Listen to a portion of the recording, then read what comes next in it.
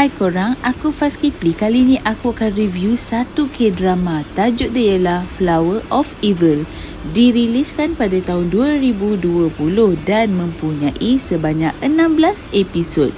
Tanpa melengahkan masa lagi, aku akan perkenalkan pelakon yang ada dalam cerita ini.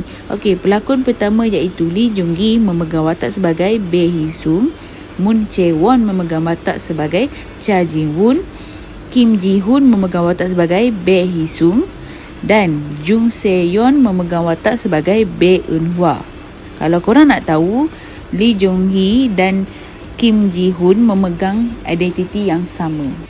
Kalau korang nak tahu, sebenarnya Bae Hee Sung yang asli merupakan seorang lelaki yang suka melakukan kesilapan dan segala kesalahan dia akan ditutupi oleh keluarga dia sendiri. Bae Hee Sung yang palsu merupakan seorang lelaki yang jahat, suka pukul orang dan bunuh orang. Lepas tu, diringkaskan cerita, nanti dia dalam percubaan untuk melarikan diri, dia telah dilanggar oleh Bae Hee Sung yang asli. Tetapi Bae Hee Sung yang asli ni, dia tak nak bawa Bae Hee Sung yang palsu tu pergi hospital sebab dia kata dia tak nak nama dia diburukkan oleh pihak media. Jadi dia ambil satu keputusan di mana dia nak kebumikan Bae Hee Sung yang palsu. Kalau korang nak tahu, nanti Bae Hee Sung yang asli akan ditikam oleh seseorang. Sebab apa? Demi menyelamatkan Bae Hee Sung yang palsu. Sebab dia belum mati lagi, tapi dia akan dikebumikan oleh Bae Hee Sung yang asli. Sejak kejadian tikaman tersebut, kat situlah Bae Hee Sung yang palsu telah menyamar menjadi Bae Hee Sung yang asli. Kalau korang nak tahu, parents Bae Hee Sung asli merestui Bae Hee Sung palsu untuk menyamar sebagai Bae Hee Sung asli.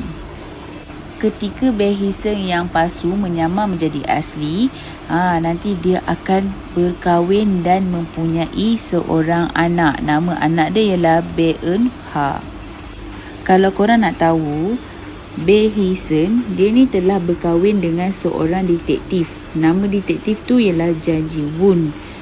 Kalau korang nak tahu juga, nanti Cha Ji Woon dia akan menyiasat kes pembunuhan yang melibatkan suami dia, iaitu Bae Hee Sung. Bae Hee Sung dia ni kan, walaupun dia kategori dia macam jahat kan, tapi dia ni still baik, romantik, jaga anak isteri dia.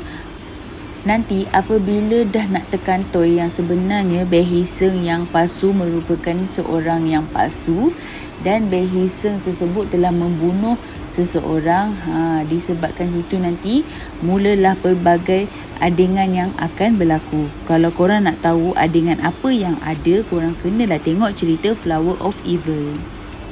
Okey korang, aku akan bagi spoiler sikit di mana Bae Hee Sung yang asli akan bangun dan cuba memerangkap untuk membunuh Bae Hee Sung yang palsu serta membunuh isteri Bae Hee Sung sendiri. Untuk keseluruhan cerita, aku akan bagi 9 star dan untuk ending aku bagi 8 star. Sebab apa aku bagi 8 star? Sebab masa ending dia nanti, Bae Hee Sung dia akan mengeluarkan identiti sebenar dia dan dia tidak menggunakan identiti yang sebelum ni yang merupakan seorang penyayang dan gembira. Bila identiti dia keluar, dia akan menjadi seorang yang pendiam dan lebih memahami. Pengajaran yang aku dapat dalam cerita ini adalah kasih sayang seorang bapa terhadap anak dan isteri. Walaupun dia fake macam mana, sebenarnya kasih sayang dia adalah sebenar yang lahir dari hati. Pengajaran yang kedua adalah sikap percaya terhadap pasangan mampu mengeratkan hubungan.